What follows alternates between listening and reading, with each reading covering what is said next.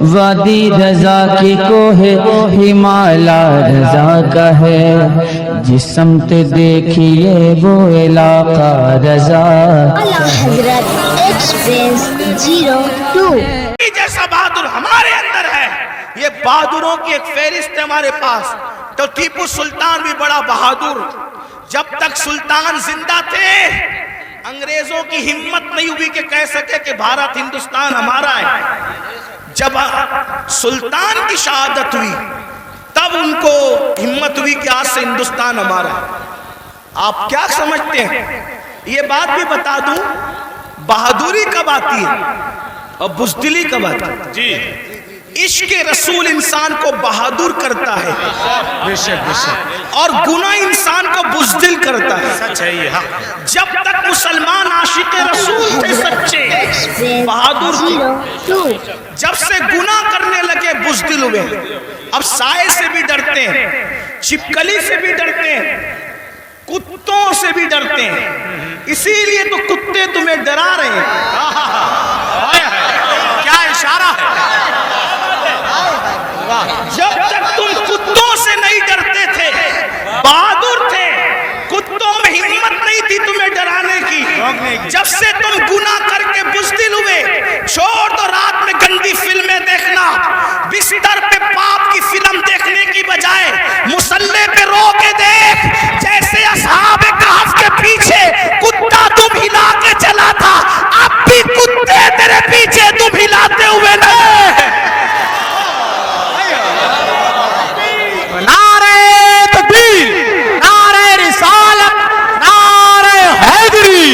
مسلک اعلی حضرت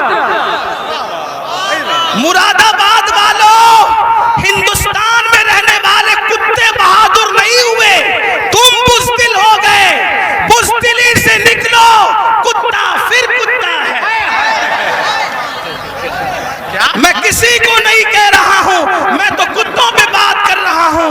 امید ہے کہ مراد آباد کے کتے اگر پاس میں بیٹھ کے سن رہے ہیں تو ان کو برا نہیں لگنا چاہیے۔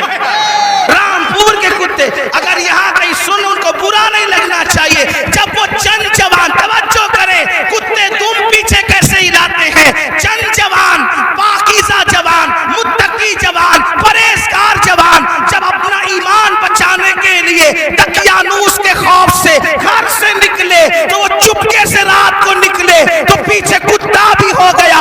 ان جوانوں کو خوف ہوا، کتوں کا کام بھونکنا ہے، اگر اس نے بھونک دیا بھونکے گا یہ، پکڑائے گا ہمیں۔ اس جوان نے پتھر اٹھایا، کتے کی طرف مارا، کتے نے پیچھے کے پیر پہ کھڑے ہو کے آگے کے پیروں کو ہاتھ کی شکل دی اور اللہ سے کہا مجھے زبان دے تاکہ تیرے وفاداروں سے میں بات کر سکوں۔ اور پھر کتے کو اللہ نے زبان دی تو کتا بول پڑا، او اللہ والے تجھے خوف ہے کہ میں بھونکوں گا؟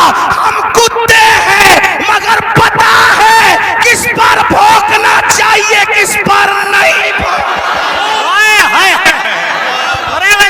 نعرہ تکبیر، نعرہ رسالت، نعرہ حیدری، فیضان غوث اعظم، مسلک اعلی حضرت۔ اور یہ بات میں کسی کو طنز نہیں کر رہا ہوں، ہمارے قرآن میں لکھا ہے۔ اور پھر وہ کتا وفادار بن کے دھو ملا کے پیچھے پیچھے چلا، لیکن کتا تھا، کتوں کی برادری کا تھا، مگر مسلمان کا وفادار کیا ہوا؟ خدا نے اس کے لیے بھی جنت کا اعلان کر دیا۔ پتا چلا تو کتنا قیمتی ہے مسلمان، تو اللہ کا وفادار بن، کتے تیرے وفادار۔ یعنی اگر تو گناہ چھوڑ دے کتے تجھ پہ بھونکیں گے بھی نہیں۔ کتے نہیں بھونکیں گے تجھ پہ اگر تو سارا مسئلہ گناہ کا ہے۔ ہنسنے کی بات نہیں، گناہ چھوڑو پھر دیکھو زمین تمہاری فرما بردار ہوگی۔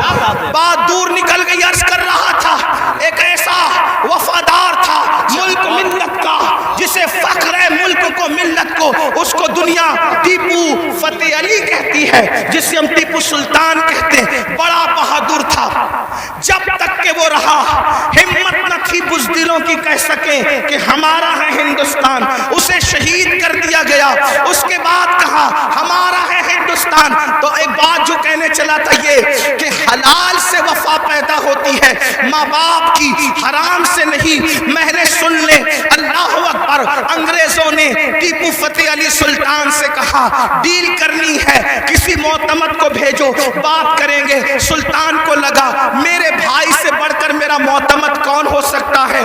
سلطان نے اپنے چھوٹے بھائی کو بھیجا، جاؤ انگریزوں سے بات کر کے آؤ، انگریزوں سے گفتگو کر کے آؤ، معاملات طے کر کے آؤ۔ بہنوں کی خاص توجہ، اللہ اکبر۔ چھوٹا بھائی گیا، جانے کے بعد دیر ہو گئی تو قریبی ندیموں نے، قریبی دوستوں نے سلطان کے بارے، سلطان کے کان میں کچھ بات کہی۔ سلطان کھڑے ہوئے، غصے میں آئے، حالت غصے میں ٹہلنے لگے، اور دیر ہوئی، ٹہلتے ٹہلتے ماں کے کمرے میں جا گھسے۔ ماں نے کہا میرے لال کوئی پریشانی ہے؟ ماں سے کہا ماں تمہارے بیٹے نے میری ناک کو خاک میں ملا دیا، ماں تمہارے بیٹے نے میری ناک کو خاک میں ملا دیا۔ میرے دوست کہتے ہیں معتمد سمجھ کر بھائی کو ڈیل کے لیے بھیجا تھا، بات کرنے کے لیے بھیجا تھا، لیکن وہ انگریزوں سے ہاتھ ملا گیا۔ ماں بیٹھی تھی، کھڑی ہو گئی۔ ماں ماں ہوتی ہے، ماں ماں ہوتی ہے۔ میں قوم کی ان بیٹیوں سے کہنا چاہتا ہوں اللہ اکبر، عورتیں لال قلعہ نہیں بنا سکتی، لیکن لال قلعہ بنانے والا سپوت کسی عورت کا ہی پروردہ ہوا کرتا ہے۔ عورتیں فاتح بدر و حنین نہیں ہو سکتی، لیکن فاتح بدر و حنین کسی عورت ہی کا تیار کرتا ہوتا ہے۔ اللہ اکبر، عورت فاتح خیبر نہیں ہوتی، لیکن فاتح خیبر کو جنم دینے والی کوئی عورت ہی ہوا کرتی ہے۔ تو عورت نے بڑے بڑے انقلابیوں کو پیدا کیا۔ اگر عورت سچی ہے، دیندار ہے، عاشق رسول ہے، اللہ رسول کی وفادار ہے، اللہ اکبر، ماں ماں ہوتی ہے۔ سلطان ٹیپو فتح علی کے جملے نشتر کی طرح ماں کے دل میں چپ گئے۔ ماں اٹھ کے کھڑی ہوئی، کہا سلطان تیرے منہ میں زبان روک اور گستاخی کی جرات نہ کرنا۔ تو نے کہہ کیسے دیا کہ میرا بیٹا ملک و ملت کا غدار ہے؟ سن لے، نہ تو غدار ہو سکتا ہے، نہ وہ غدار ہو سکتا ہے۔ تاخیر کسی وجہ سے ہو رہی ہوگی، میرے دودھ کی وفا پر سوالیہ نشان کھڑا مت کر۔ میرا کوئی بیٹا ملک ملت کا غدار نہیں ہو سکتا۔ تھوڑی دیر گزری تھی کہ بھائی آیا اور بہت خوشخبری لے کر آیا۔ سلطان جب سارے معاملات نپٹ گئے تو ماں کے قدم پکڑ کر معافی کے طلبگار ہونے کے بعد کہا امی میں جیسا مرد متزلزل ہو گیا بہادر، تمہیں اتنا یقین کیسے تھا ماں کہ تیرا بیٹا غدار نہیں ہو سکتا، وفادار ہوگا؟ تب ماں نے کہا تھا بیٹا مجھے اپنے آپ پر نہیں رسول اللہ کی نسبت پر یقین ہے۔ جب میں نے تجھے اور تیرے بھائی کو دودھ پلایا تو کبھی بغیر وضو دودھ نہیں پلایا، ہمیشہ میں نے با وضو مدینے کے تاجدار پر درود پڑھتے ہوئے دودھ پلایا ہے۔ یہ وضو اور درود کی برکت ہے کہ میری کوئی اولاد ملک ملت کی کبھی غدار نہیں ہو سکتی۔ سود کا پیسہ کما کر بچوں کو حرام کھلا کر چاہتے ہو تمہارا بیٹا فتح علی بنے؟ یاد رکھنا یہ بہنیں ہیں، سیریل دیکھتے ہوئے بچے کو دودھ پلائے گی، زنا کے مناظر دیکھتے ہوئے دودھ پلائے گی، گندے گانے سنتے ہوئے دودھ پلائے گی۔ ان کی گود میں صلاح الدین ایوبی جو بھی پیدا ہوگا ہرگز نہیں۔ ڈاکو، لٹیرے، بے غیرت، بے حیا، جتنی گندگی کے ٹائٹل ہے تمہاری کوکھ سے جنم لیں گے۔ کیوں؟ اس لیے کہ تمہاری گود میں مریم کا تقدس نہیں، تمہاری گود میں سیدہ فاطمہ الزہرا کی حیا نہیں، تمہاری گود میں عائشہ صدیقہ کی پاکیزگی نہیں۔ کتنی گندگی کرو گے؟ کم سے کم مسلمان ہونے کا تو خیال کر لو، کم سے کم آخرت کا خیال کر لو۔ بات سمیٹتے ہوئے عرض کروں، آپ دیکھیں تو صحیح، اندازہ تو کریں، 8 دن سے مسلمانوں کی جو شریف اور دل میں درد رکھنے والا مسلمان ہے ان کی آنکھوں سے آنسو نہیں خشک ہو رہے ہیں۔ علماء قنوت نازلہ پڑھنے کی گزارشات کر رہے ہیں۔ قبلہ اول بیت المقدس کا کیا حال؟ فلسطین کی سرزمین پر مسلمانوں کی پوزیشن کی. ہم سے زیادہ انٹرنیٹ کا استعمال آپ کرتے ہو, ہم سے زیادہ یوٹیوب فیس بک استعمال آپ کرتے ہو. دیکھو ان کے گھروں کا حال, غور کرو, سوچو, توجہ کرو. نہیں دیکھی وہ کلپیں؟ ایک ماں کے 2 بچے, دونوں شہید ہو گئے, اس کی گود اجڑ گئی. میں یہاں جو مائیں اور بہنیں موجود ہیں ان سے کہنا چاہتا ہوں, کسی ماں کی گود کا درد ایک عورت سے زیادہ کون محسوس کر سکتا ہے؟ لیکن ہم کیا کر رہے ہیں پتہ ہے؟ ہم اتنا بڑا کارنامہ انجام دے رہے ہیں اس میں, فلسطین کے مسلمانوں کے اس میں, کہ جو ویڈیو اور جو کلپیں اور فوٹوز آ رہے ہیں بس ایک دوسرے کو گروپ میں شیئر کر رہے ہیں, دیکھو یہ ہو رہا ہے, یہ ہو رہا ہے. ان کے لیے کیا کیا؟ ان کے دکھ میں کہاں شریک ہو تم؟ بتاؤ. اللہ کے رسول صلی اللہ علیہ وسلم نے فرمایا مومن ایک جسم کی طرح ہوتا ہے. جسم کے کسی بھی حصے کو تکلیف پہنچے پورا جسم تڑپے گا. آنکھ میں اگر کچرا چلا جائے آنکھ روئے گی, دماغ مشورہ دے گا, ہاتھ حرکت کرے گا, پلان بنے گا, کچرا نکالا جائے گا. کوئی یہ کہے گا کہ نہیں, ہاتھ یہ نہیں کہے گا کہ مجھے تکلیف نہیں ہے میں کچھ نہیں کروں گا. دماغ کہے گا کہ مجھے کوئی پرابلم نہیں ہے میں کچھ نہیں کروں گا, مجھے کیا, میں ٹائر نہیں. جب تک جسم میں جان ہے کوئی تک گزرو, پیر درد کر رہا ہے, آنکھ رو رہی ہے, دل دھڑک رہا ہے, حالانکہ آنکھ اور پیر میں کتنا فاصلہ ہے, ہاتھ بے چین ہو رہا ہے, دل کی دھڑکنیں تیز ہو رہی ہے. کب تک؟ جب تک جسم میں جان ہے. لیکن جان نکل گئی پھر اس کو مارو کاٹو کچھ بھی کرو, کوئی تکلیف ہوگی, کوئی درد ہوگا, نہیں ہوگا.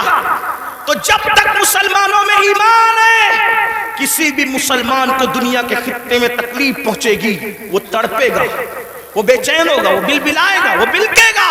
آپ سے پوچھتا ہوں کیا دکھ میں شریک ہوئے؟ ہاتھ مت اٹھانا, لیکن اپنے آپ میں ڈوب کر سوچو کتنے مسلمان ہیں جنہوں نے فلسطینی مسلمانوں کے لیے اللہ کی بارگاہ میں رو رو کر دعا کی. جو قوم اتنی خود غرض ہو کہ وہ اپنے پڑوس میں رہنے والے بھائی کے دکھ پر نہیں روتا, وہ فلسطینیوں کے دکھ پہ کیا روئے گا؟ ان سے کوئی تمہارا رشتہ نہیں ہے. جن کی گود خالی ہو گئی, جن کے گھر ویران ہو گئے, آبادیاں قبرستانوں میں تبدیل ہو گئی, سوچو ان کے گھر کی چھت بھی ختم ہے, وہ بغیر چھت کے زندگی گزارے. جوان جوان عورتیں بیوہ ہو گئی ہیں, لاشیں اتنی لاشیں ہیں کہ پہچان نہیں ہو رہی ہے. دفن کرنے کے لیے جگہ کا معاملہ, کفن کا معاملہ. ایک لیڈیز کی 1 منٹ کی کلپ میرے کان میں آئی, میں پوری سن نہ سکا, تڑپ گیا.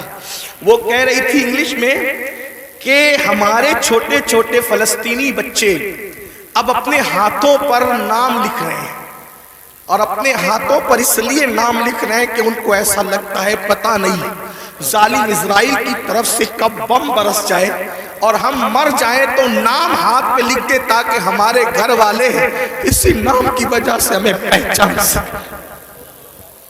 کوئی تعلق نہیں ان سے آپ کا. آج بھی مسلمان مسجد کو ویران کرتا رہے گا. آج بھی زنا کی فلم دیکھو گے تم, آج بھی چہرے سے داڑھی مڈا کر گٹر میں پھینکو گے تم. برا مت ماننا, وہ جس بہن کے 2 بچے اس کی گود میں شہید ہو گئے, اگر اس بہن کی بجائے آپ کی بہن ہوتی تو بھی آج آپ ایسی گناہ کرتے. اللہ ان کی چھتیں جو برباد ہو گئی, اللہ نہ کرے, اللہ تمہیں وہ دن کبھی نہ دکھائے, فقیر کی دعا ہے.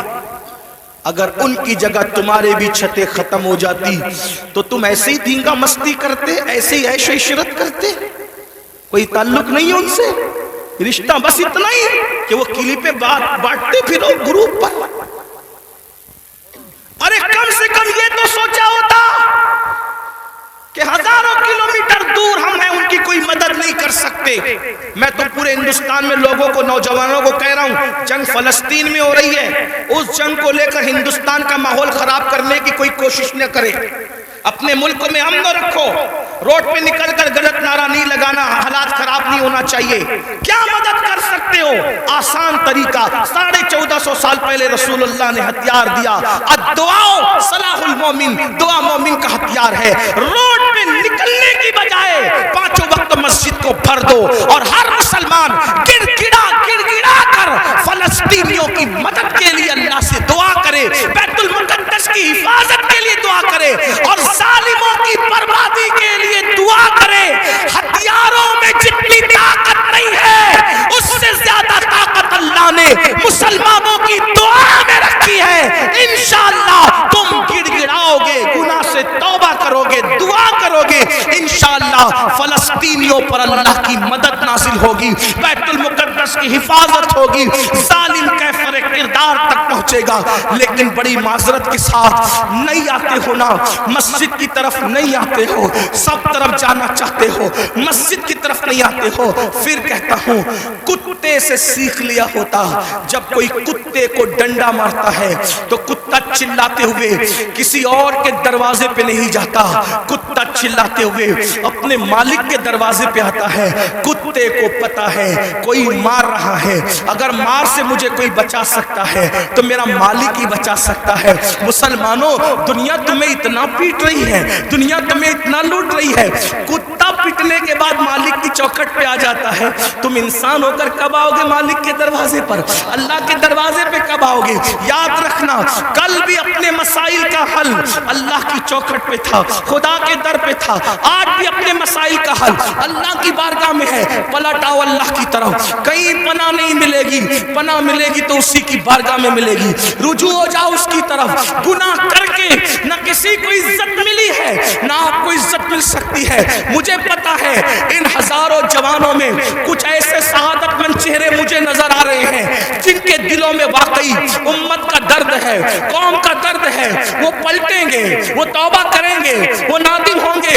हाँ हाँ मेरी कौम के जवानों, जरूर याद रखो, हर दरवाजे पे जा करके अगर इंसान जुर्म का एतराफ करता है, दुनिया की अदालतों का दस्तूर है, जहां पर जुर्म को कबूल कर लो तो अदालतें सजा सुनाती है। एक मेरे अल्लाह की अदालत है, वहां जुर्म कबूल कर लो तो सजा नहीं सुनाई जाती बल्कि माफ कर दिया जाता है। हर जगह का दस्तूर है कि अगर जुर्म कबूल कर लो तो लोग सलील करते हैं। ये मेरे अल्लाह की शान है, जुर्म कबूल कर लो तो युहिब्बुत तव्वाबीन का खूबसूरत तमगा गले में डाल दिया जाता है और महबूब बना लिया जाता है। तो आओ ना मेरे भाइयों, अल्लाह से दूर क्यों हो? वो अल्लाह जिसका फरमान है कोई मेरी तरफ चल के आता है तो मेरी रहमतें उसकी तरफ दौड़ कर जाती है। याद रखना, लड़का लड़की के नाजायज ताल्लुकात में कोई लुत्फ नहीं है, ये तवाई है। आओ अल्लाह से ताल्लुक जोड़े, क्या बात, वाह, आओ उसके करीब हो जाए। सुभान अल्लाह। मैंने तो ये बुजुर्गों से सुना भी और महसूस भी किया, सबसे ताल्लुक जोड़ना मुश्किल है। तवज्जो है? क्या बात जी हज़रत। रजा नगर रामपुर वालों तवज्जो है, गिरदा नवाज से आने वाले सबसे ताल्लुकात बनाना मुश्किल है। सबसे आसान अगर किसी से ताल्लुक बनाना है तो अल्लाह से। जल्दी नाराज नहीं होता, सुभान तवज्जो, क्या बात, जल्दी नाराज नहीं होता, जल्दी राजी हो जाता। वाह, रब को मनाना बहुत आसान है, लेकिन ये मेरी कौम की जफाकारियों का मातम कौन करे? सबको मनाना चाहते हैं, रब को नहीं मनाना, क्योंकि रब की नाराजगी की उनके पास अहमियत क्या है? सेठ नाराज नहीं होना चाहिए, बीवी नाराज नहीं होना, हत्ता कि जिन बच्चों को हमने पैदा किया, जो हमसे वो बच्चे नाराज नहीं होना चाहिए। बच्चे कहे बेटा अब्बा खिलौना लेकर आना, भूल गए तो कहते बेटा सॉरी, सॉरी बेटा नहीं ला सका, भूल गया ना, कल लाएंगे। इस संडे नहीं लेकर के चले तफरीह के लिए, हम भी 50 बार सॉरी बोल चुके अपने बच्चों को, इसलिए कह रहा हूं। हाँ, लेकिन आपसे पूछता हूं, अपने छोटे छोटे बच्चों को मनाने की फिक्र है? वो यार, वो रब, अब जरा गौर करो उसकी नेमत पे गौर। चले बात में खत्म करने लगा था, लेकिन एक बात बहुत सोचने की है जी हज़रत। उसकी नेमतों पे गौर करो। अल्लाह ताला पैदा होने से लेके मरे दम तक हमें ऑक्सीजन देता है। अपने घर पे क्या बिल आता है महीने का? क्या बात, किसी घर भेजा अल्लाह पाक ने कोई बिल भेजा?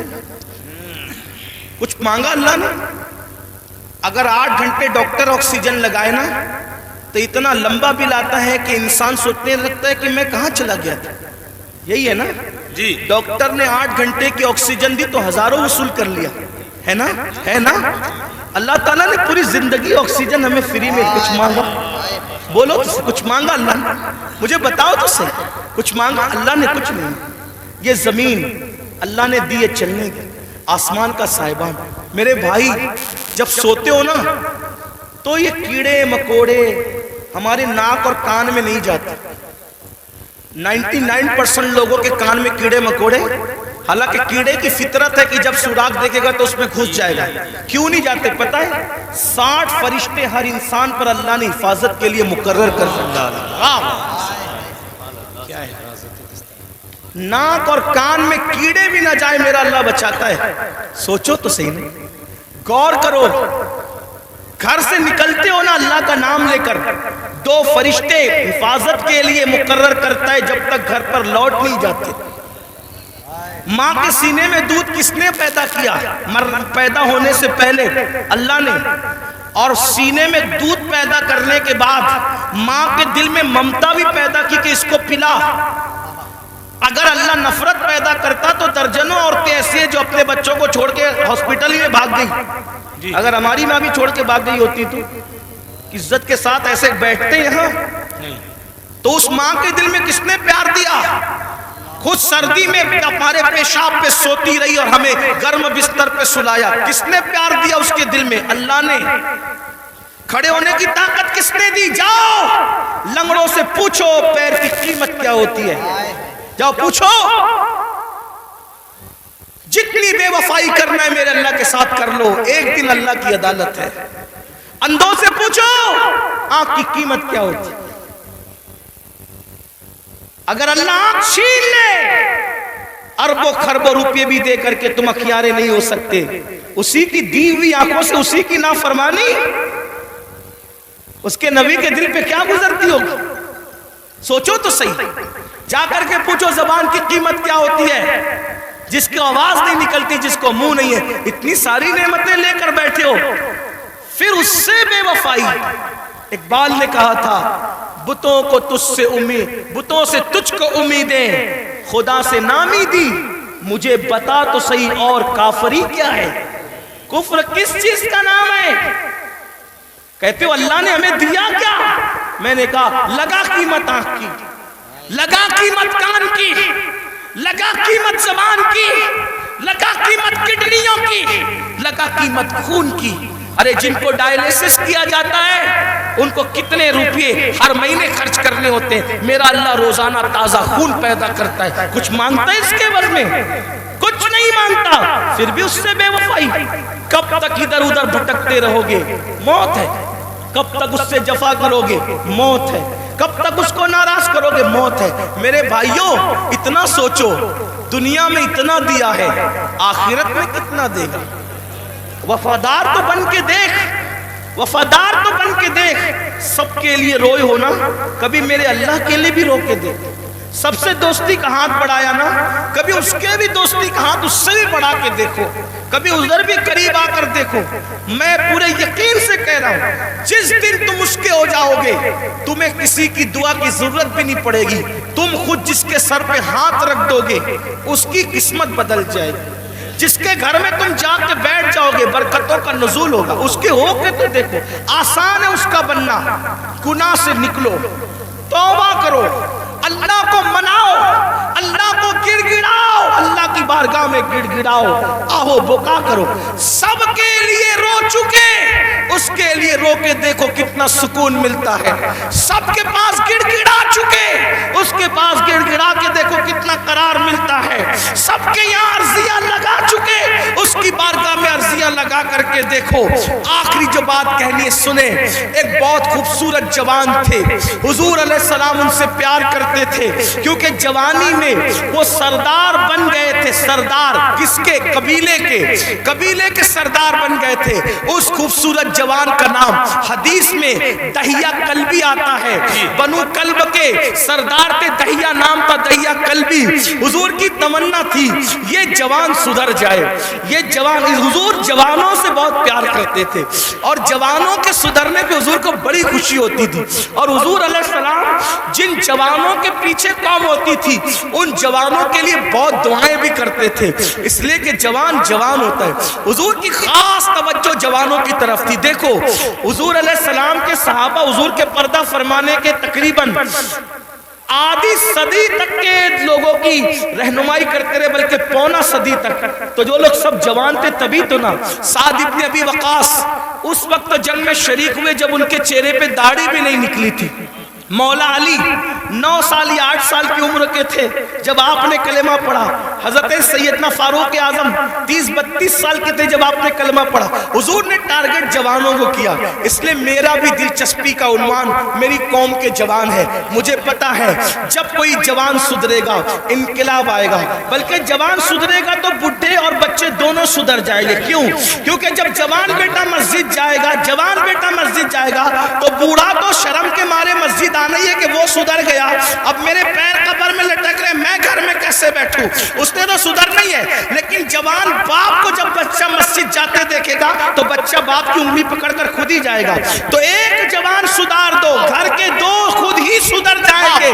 اس لیے اقبال نے بھی جوان کو ٹارگٹ کیا، کہتے نہیں تیرا نشے من قصر سلطانی کے گنبد پر، نہیں تیرا نشے من قصر سلطانی کے گنبد پر، تو شاہی ہے بسیرا کر پہاڑوں کی چٹانوں میں. اور عقابی روح جب بیدار ہوتی ہے جوانوں میں، نظر آتی ہے ان کو اپنی منزل آسمانوں میں.